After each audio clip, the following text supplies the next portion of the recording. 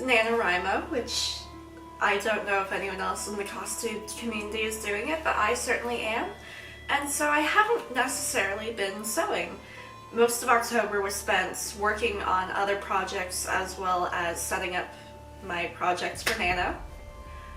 But there is something historical we can do this month that isn't sewing related. You see, I like historical cooking. And one of my favorite things to snack on recently, especially while I've been doing word sprints, is Dulcia Peperatum, which is a Roman honey cake. It was found in art from Pompeii, as well as there's a text somewhere that I just can't remember the name of right now. But we will go into my kitchen and prepare that today. Hey! Oh, whiny. This is a fairly simple recipe to do, with most of the work taken out of it by using a food processor. However, for the aesthetic, I did use my mortar and pestle to get an arm workout in grinding up a cup of almonds.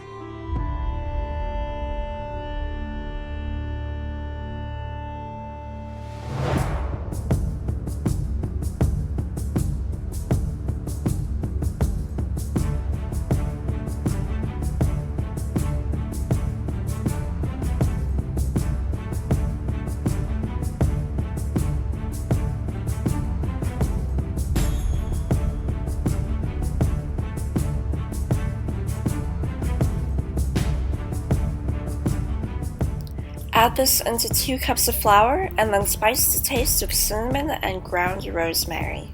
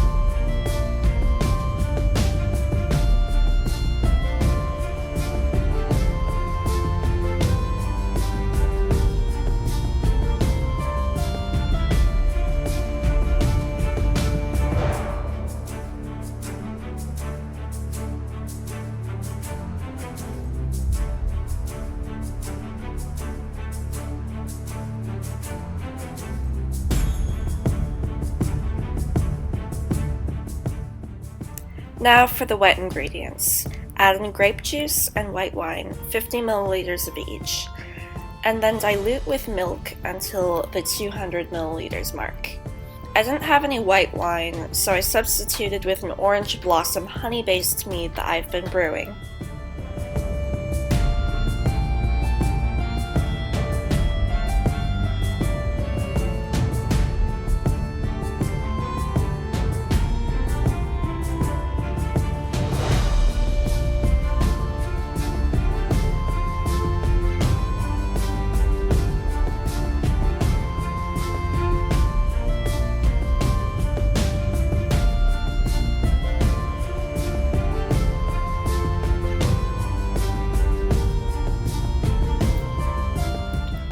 The next step is just to mix that all up.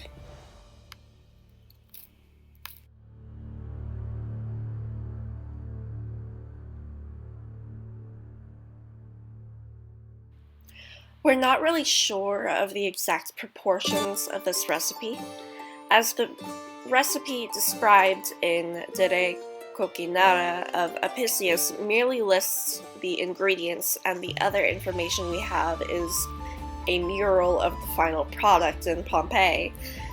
But food scientists have done their best to recreate it, and honestly, I bless them for that, because I love trying out historical recipes, but the lack of any proportions, which is a fairly common thing, does make it hard.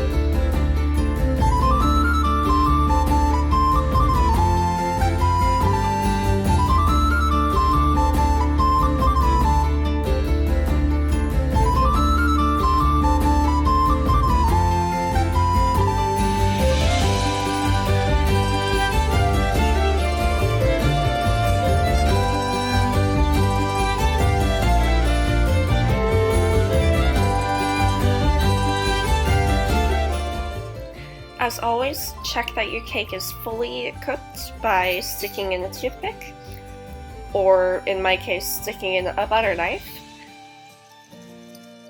And then top with honey and hazelnuts.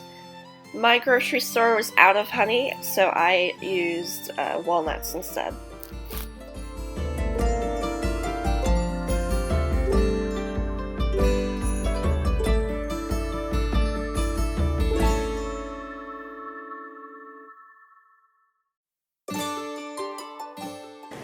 And there we have it. Let's give it a go. I've made this before, but I forgot to properly... I doubled the recipe but didn't double the liquid, and so it turned out super dry. This looks so much better.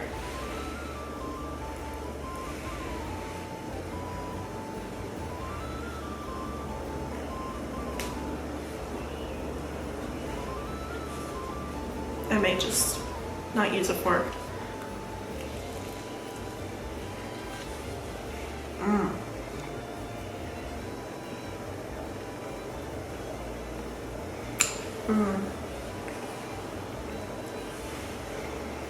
This is so good. The main flavor is definitely the honey, but you get that nice little crunch of the almonds. And next time I would definitely go with using a leavening agent, although I didn't this time because I didn't really have any yeast on me, or I have baking powder but I didn't use it. But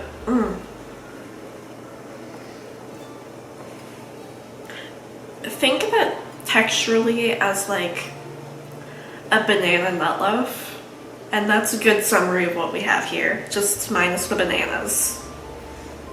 It's super good. I like it.